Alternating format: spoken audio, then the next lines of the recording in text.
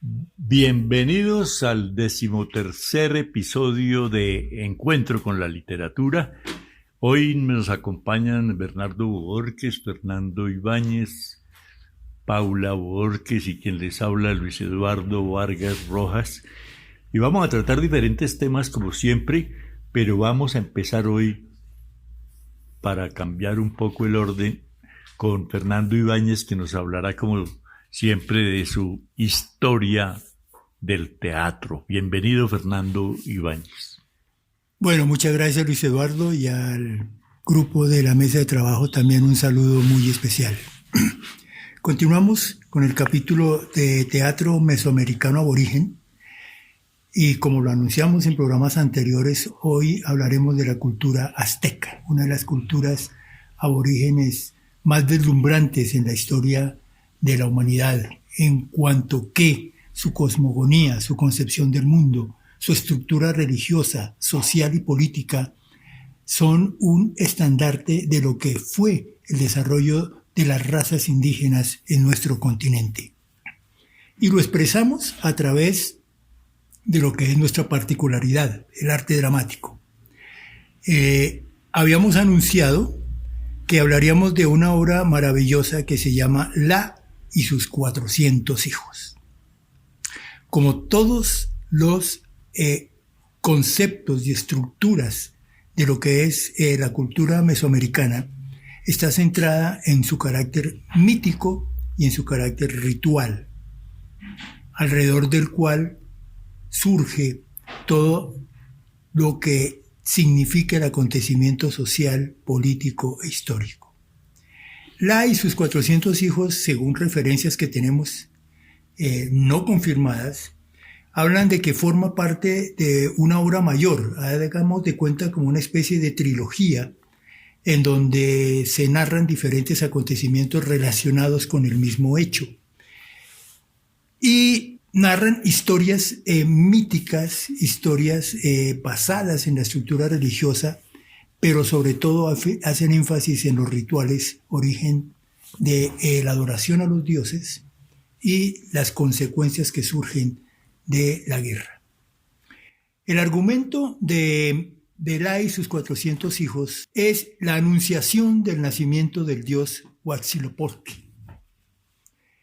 Pero particularmente me asombró la construcción semántica y la construcción lingüística del lenguaje maya y de los aztecas, y la construcción de los nombres en relación a la observación de la naturaleza, a la admiración que sentían por la naturaleza y sobre todo al colorido que representan los animales en su ritualización.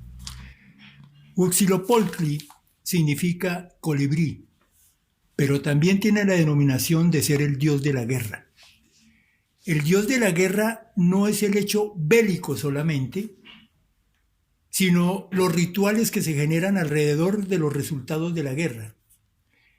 Todo triunfo significaba sacrificios humanos, no tanto de los vencidos, sino que al sacrificar al dios a los prisioneros de guerra, estaban creando una comunión con él que les brindaba ese blindaje que les permitiría ensanchar el territorio, conquistar nuevas tribus y ser, como ellos lo denominaban, invencibles. Se lo denominó el patrono de los mexicas. El colibrí, si nosotros auscultamos un poco lo que significa esta maravillosa ave, está llena de colorido, pica en todo lado, recoge el fruto y lo riega, el néctar lo lleva a otras flores. Ese concepto significa que los mexicas forman un poderoso imperio, pero siempre se resguardan en la fe que le tienen a sus dioses, en donde siempre el sacrificio humano es la ofrenda que garantiza la continuidad del imperio. La obra, entonces, nos narra el nacimiento de Huitzilopochtli. Y es una manera hermosa cuando uno lo lee porque se lo imagina. Y la narración nos habla un manto de plumas que baja de los cielos, que baja del espacio, y llega al templo de Cogaytluc, donde está su madre, que tiene el mismo nombre, y la toca infundiéndole un soplo divino.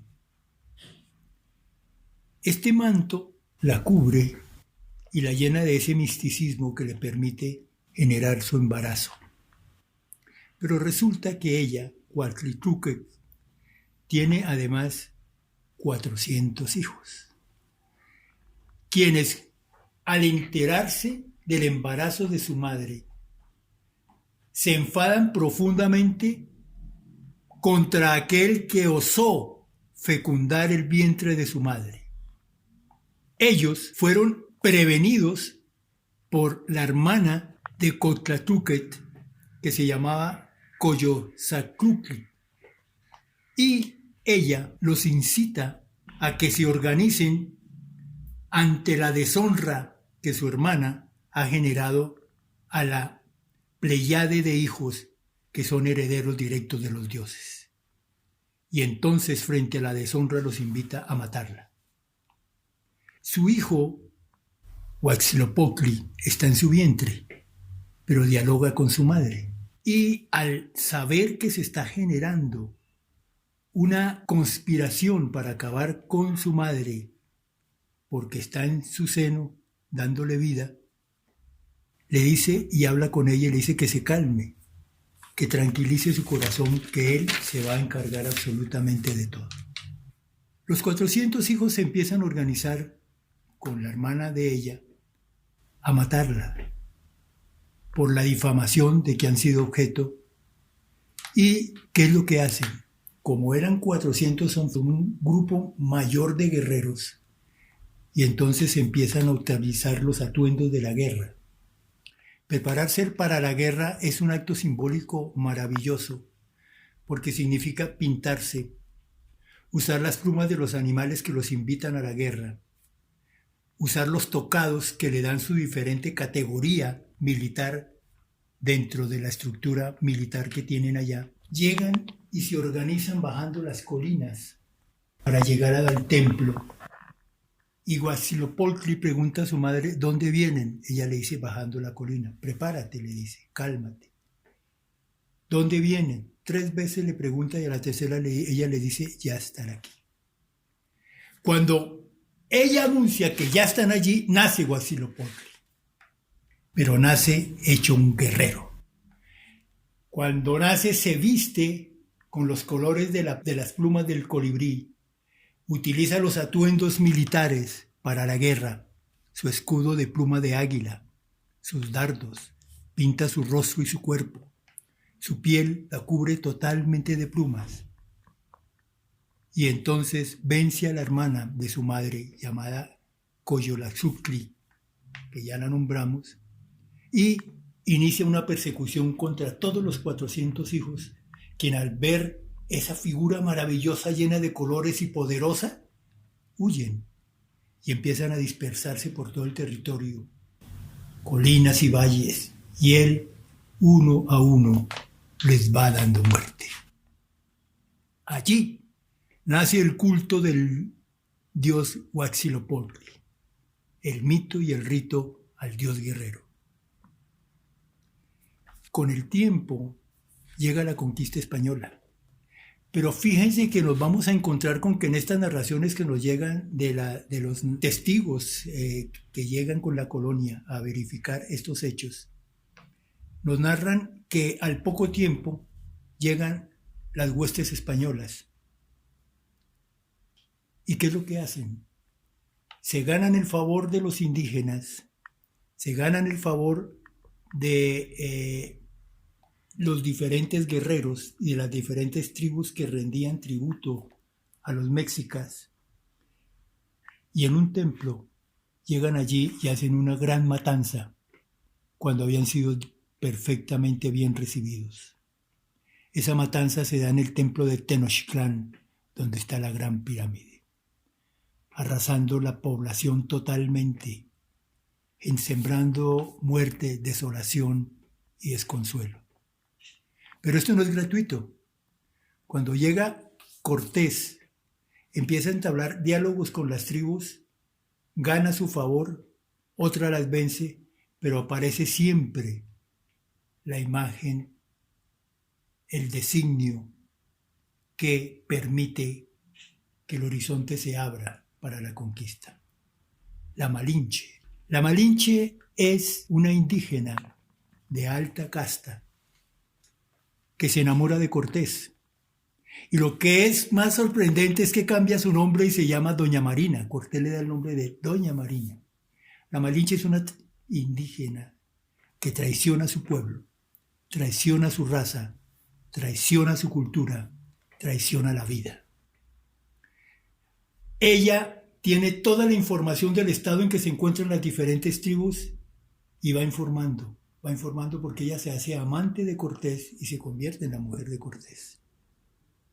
Y permite que todas las tribus que estaban en contra de los mexicas se agrupen y luchen contra los mexicas y el imperio dividido termina desmoronándose. De esta manera, más que el poderío español, fue la traición de una mujer la que entrega y hunde el imperio azteca. En este sentido, la historia de los dioses, la historia y los rituales nos cuentan que el poderío español fue fuerte porque la traición le permitió ser fuerte. Muchas gracias. A propósito de ese tema tan supremamente hermoso e interesante, surge una palabra que es importantísima en el lenguaje psicológico de los mexicanos, que es el malinchismo. El malinchismo es la descripción en la mente de todos y cada uno de los mexicanos de lo que es la traición y de la gran traición que hizo la Malinche, que en lenguaje español, a propósito de eso, se llamó, como tú decías, muy acertadamente, Marina. Pero el malinchismo se extiende por toda Latinoamérica y ese término aún es el símbolo de la traición y se extiende, por ejemplo, al hecho de la transculturización y de la importación de bienes, de ropa, que nosotros preferimos no comprar lo que se produce aquí, sino comprarlo gringo. Eso es malinchismo también. De manera que qué tema tan interesante. Pero a propósito de eso, para redondear un poco la bellísima historia de los 400 hijos, Mel Gibson hizo una película que se llama Apocalipto, que trata precisamente ese tema de los mexicas persiguiendo y conquistando a otras tribus, y es, como todas las películas de Mel Gibson, supremamente realista. Es el realismo del cine. Y hacen una persecución tan tremenda a otras tribus que están en unas tierras más o menos lejanas. Y el final es absolutamente brutal porque cuando, haciendo un poco de spoiler, como dicen los muchachos ahora, cuando se logran liberar unos de esos esclavos que llevaron amarrados allá, que el personaje central, digamos, de la película es raptado, como raptaron y esclavizaban también a las otras tribus, es raptado, pero él se logra escapar y corriendo dura, no sé, 8 días tratando de regresar a rescatar a su mujer que estaba en un pozo donde cayó, donde logró esconderse con su criatura. Y en ese momento en que él la rescata después de una serie de peripecias y aventuras, y desde luego de mucha muerte y de mucha crudeza, logra sacarla de allá, vuelve a su tierra, la rescata, y la cámara da un giro y muestra la costa. ¿Y qué ven allá? Las carabelas de los españoles que van llegando. Qué maravilla de película. Yo la recomiendo porque tal vez aquí no le pararon bolas, pero es una de las películas más interesantes de esa saga de los mexicas o mexicas. Bueno, y a propósito de eso, voy a continuar hoy un poquito de sorpresa también respecto a lo que veníamos tratando, porque yo creo que el tema de los dichos y de las palabras que se aportaron de América al lenguaje español y por ende a otras lenguas, pues ya está prácticamente agotado. Pero hoy les voy a traer un elemento que es el mundo de la música. ¿Por qué? Porque nosotros como representantes que pretendemos ser de la cultura y de las artes, pues la música es una de las artes primordiales también en nuestro entorno. El mundo de la música ha contribuido con sus propios términos al caudal léxico de la lengua. Algunos de los vocablos relativos a ese campo de la cultura son antiguos en la lengua española, pero la mayor parte de ellos proceden del idioma italiano, por aquello de la ópera y de otros desarrollos clásicos de la música. También del alemán y del francés, que son un poco más recientes. Por ejemplo, la palabra obertura es una composición instrumental que sirve de introducción a una obra y especialmente en la ópera. Viene del francés ouverture, que quiere decir abrir o iniciar. Virtuoso es un intérprete excelente que domina en forma extraordinaria la técnica de un instrumento. Viene de virtud, desde luego, en su apreciación de eficacia en el obrar. Rapsodia. Yo traigo a colación todos estos términos porque los escuchamos permanentemente en las emisiones radiales de música culta y realmente no sabemos de qué están hablando. Pues rapsodia.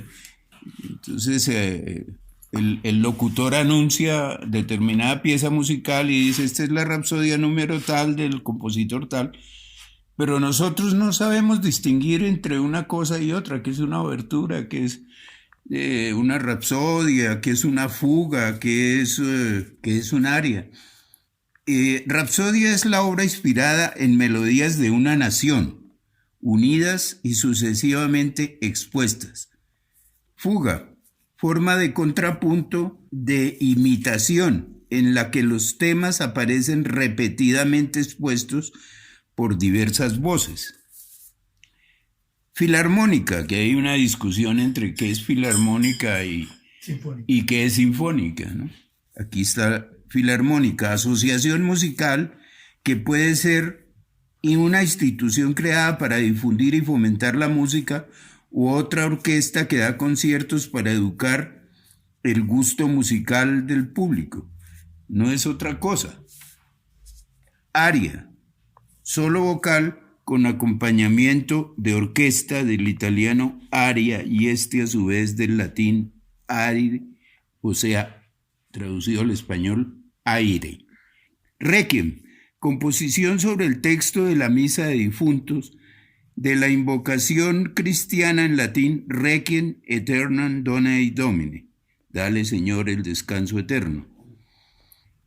Lied, composición de origen popular, pero con refinamiento poético, creada para una sola voz. Yo estoy diciendo la palabra literal como está escrita, pero los eruditos en música la pronuncian de otra manera. Lied, del alemán, ¿no? Bemol, lo utilizamos todos los días. No, ese asunto tiene muchos bemoles, ¿no? Pero no sabemos exactamente qué quiere decir bemol. Es una nota en semitono más baja y signo que se utiliza para indicar dicho efecto. O sea, en las partituras y en la nomenclatura que utilizan los músicos para entender la composición original, eso tiene un simbolito especial que es como una B, ¿no? Y ese es un bemol, indica que ahí hay que bajar un tono. Supongo yo que el dicho, que algo tiene muchos bemoles, alteración. Sí, se supone que es una cosa que tiene demasiados cambios y vericuetos. Scherzo, Tiempo de una composición de carácter ligero, casi siempre colocada entre tiempos importantes, como descanso, como una pausa, digamos.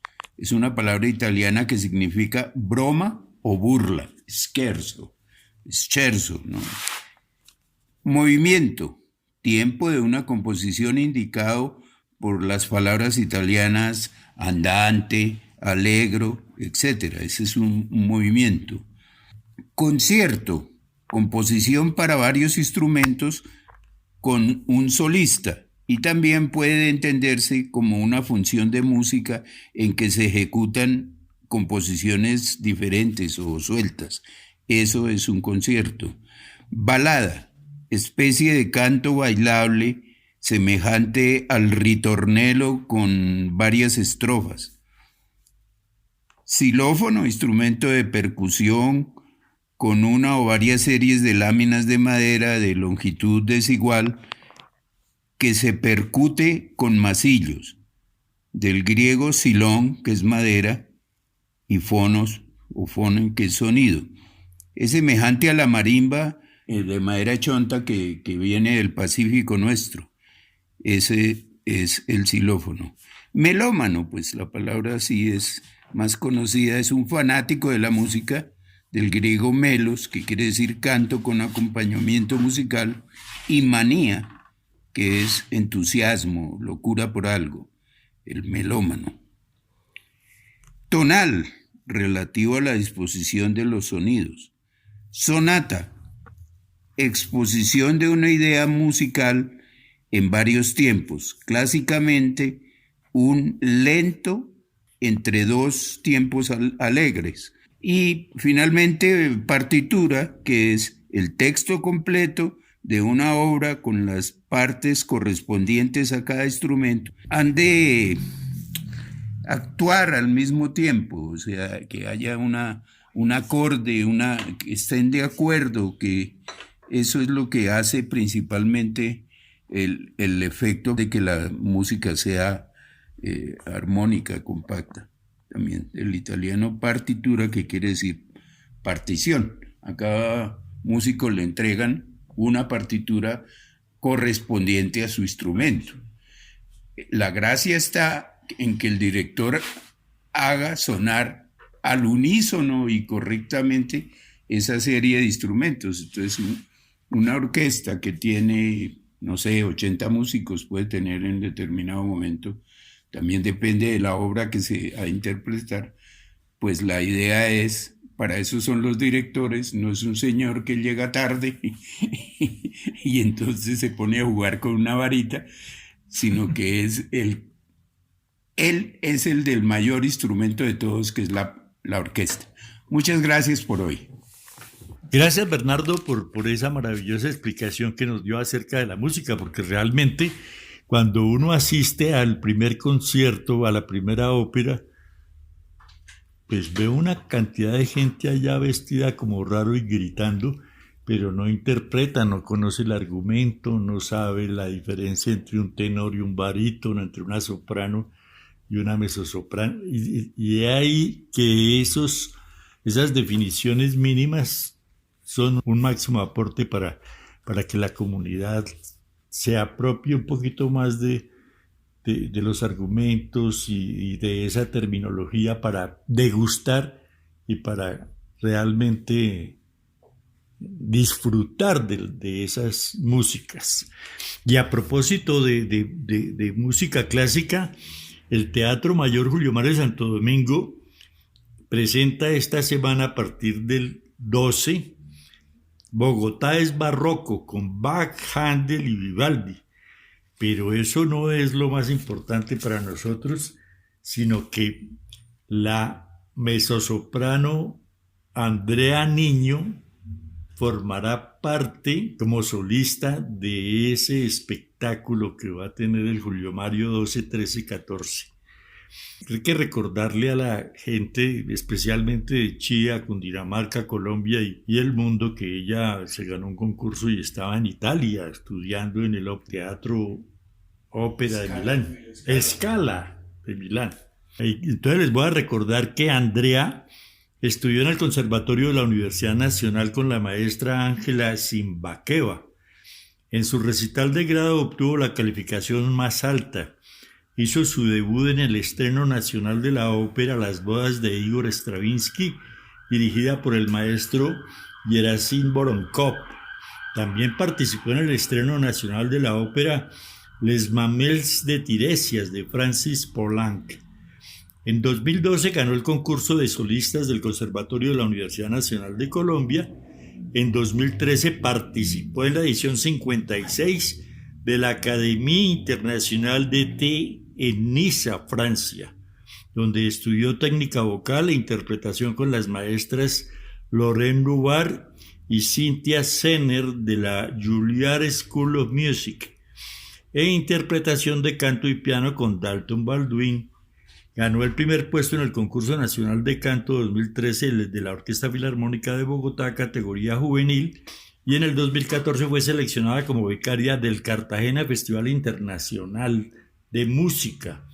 Fue solista con la Orquesta Sinfónica Nacional de Colombia, el Coro de la Ópera de Colombia en Voices of Life, obra del compositor Richard Einhorn, inspirada en la película Silente, la pasión de Juana de Arco.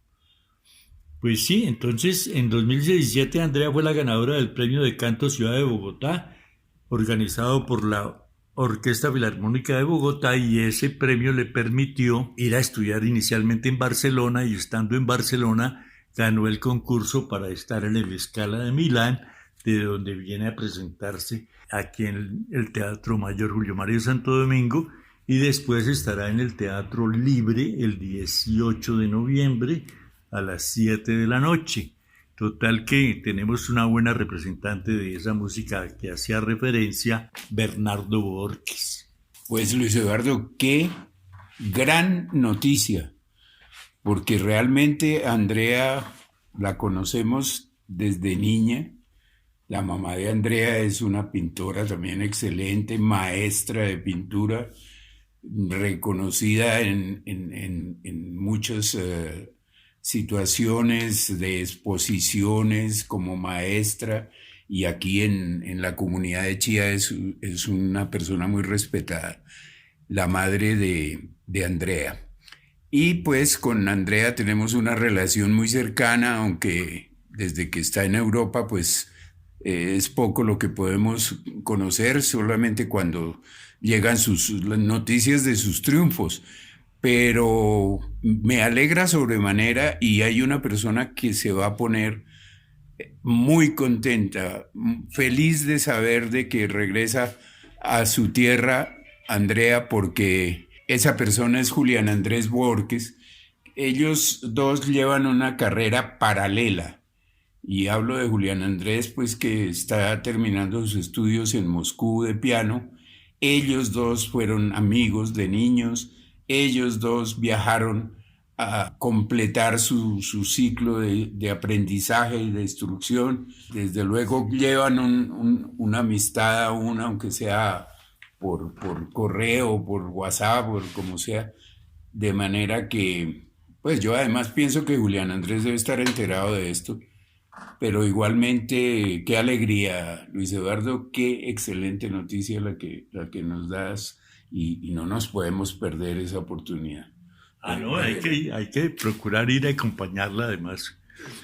Y también hubo otro evento esta semana al que nos invitaron desde la Biblioteca Nacional de Colombia para participar en el 7º Simposio de Patrimonio Bibliográfico y Documental.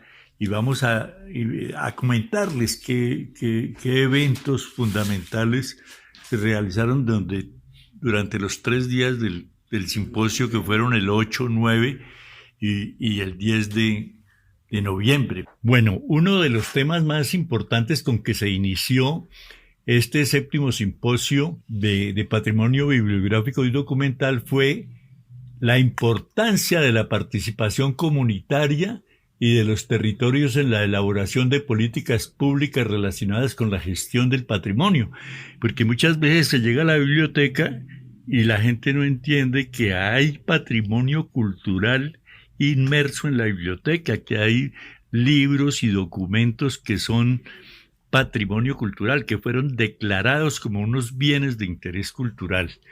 Pero bueno, después de esa famosa conferencia de la salvaguardia y documentación del patrimonio, se organizó un panel para hablar del tema de la participación comunitaria en la definición y o valoración del patrimonio.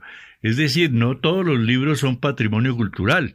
Hay que reunir a un equipo de trabajo, incluida la bibliotecaria y alguien que conozca bien del patrimonio cultural, para que previa calificación, valoración de esos libros o documentos se declaren como bienes de interés cultural y además se promuevan como patrimonio cultural dentro de la biblioteca entre sus asistentes asiduos y entre los nuevos usuarios de la biblioteca. También se habló de la valoración y riesgos de colecciones bibliográficas, ejercicio práctico para la valoración del patrimonio bibliográfico y documental desde una mirada de la conservación. Entonces se habla de los riesgos que tienen los libros, los documentos. Entonces puede ser objeto de una inundación y se dañan los libros, de un incendio y se dañan los libros, o de simplemente exceso de humedad y también los libros que tienen problemas de conservación. Entonces hay que restaurar los libros, hay que tener un sitio disponible para esa restauración. En ese sentido, hubo un taller en el que se hizo la práctica acerca de 10 documentos del mismo tenor, pero sometido a 10 riesgos diferentes.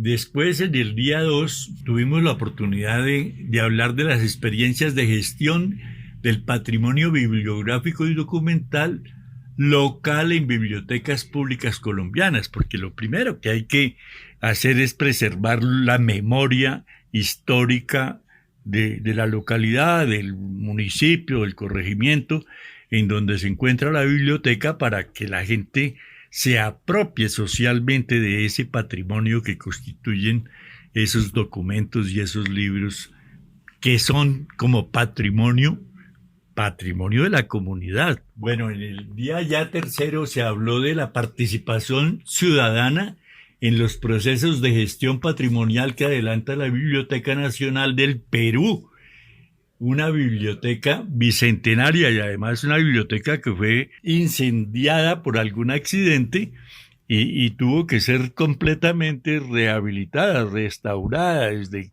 el edificio, los anaqueles, los libros, los documentos, y hasta se recuperaron unos que fueron hurtados aprovechando la conflagración y aparecieron en Brasil y en otros países del mundo, pero que la gente consciente de la tenencia de memoria inca en ese caso, fueron devueltos nuevamente a la biblioteca y hoy reposan bajo mejores medidas de seguridad.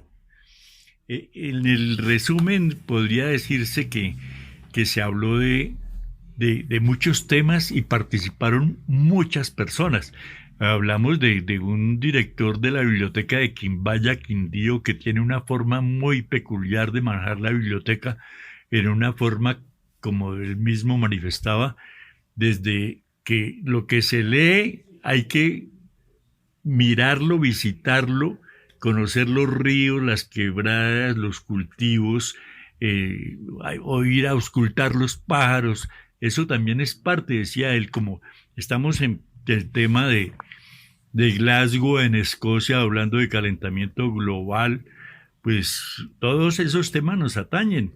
Un indígena cuancamo de la Sierra Nevada de Santa Marta decía que allá lo primero que le enseñan en la biblioteca a los niños es a apropiarse del territorio, a decirles que si no cuidamos la fauna y la flora de la sierra, los hijos de ellos, cuando tengan edad de merecer, no van a disfrutar de la sierra porque se va a convertir en un desierto. Los cascos polares de los picos Bolívar y Colón van a desaparecer, van a dejar de ser un espectáculo para ellos y ya les están creando en un ambiente de ecología y de preservación del medio ambiente. Eso es muy importante. El bibliotecario de San Andrés decía: y nos invadieron con motivo de declarar a San Andrés como puerto libre, y entonces se fueron los comerciantes, invadieron San Andrés, hasta los profesores convirtieron el creole y el inglés nativo en español, y con el español acudieron a otras fuentes de información y se olvidaron de la religión, de las formas de construcción, de la gastronomía típica de San Andrés, y abandonaron prácticamente toda la cultura. ¿Por qué? Porque no conservaron la lengua, que era la que los unía y que era la base fundamental de la cultura isleña. Entonces, tienen muchas experiencias.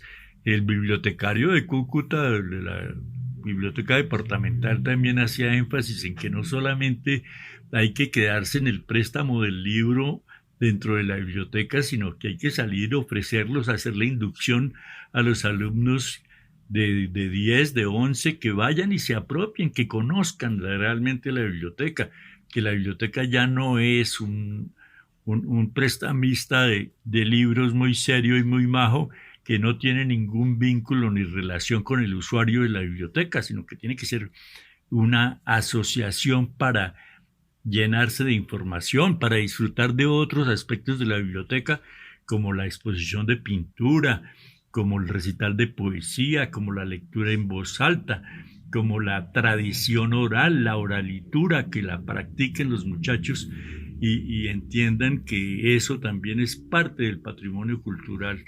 Y entonces uno se va como diciendo: hoy hemos perdido mucho tiempo en nuestra biblioteca. En el caso de Chía nos demoramos 20 y pico de años esperando que terminaran la construcción, después la dotación, después el nombramiento de las personas realmente indicadas para ser bibliotecarios. Y ahora estamos en el problema de hacer la participación comunitaria en la definición y el diseño de las políticas que permitan a la gente tener acceso a la biblioteca. Pero muchas veces no vamos porque no sabemos qué servicios presta la biblioteca. Por eso hablamos de la necesidad de una inducción en los colegios que tengan jurisdicción.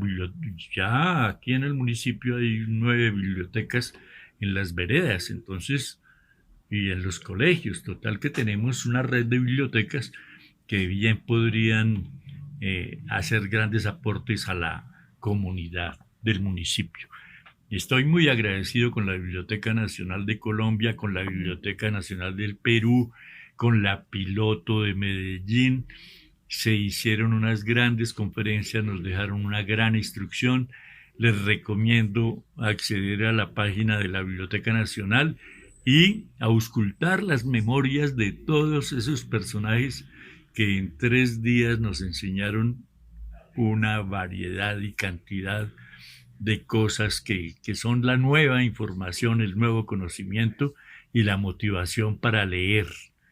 Porque alguien dijo en el curso del simposio: el leer debajo del palo de mango, o como los cancuamo a la orilla del río, pero leer, siempre leer. Los esperamos en el 14º episodio de Encuentro con la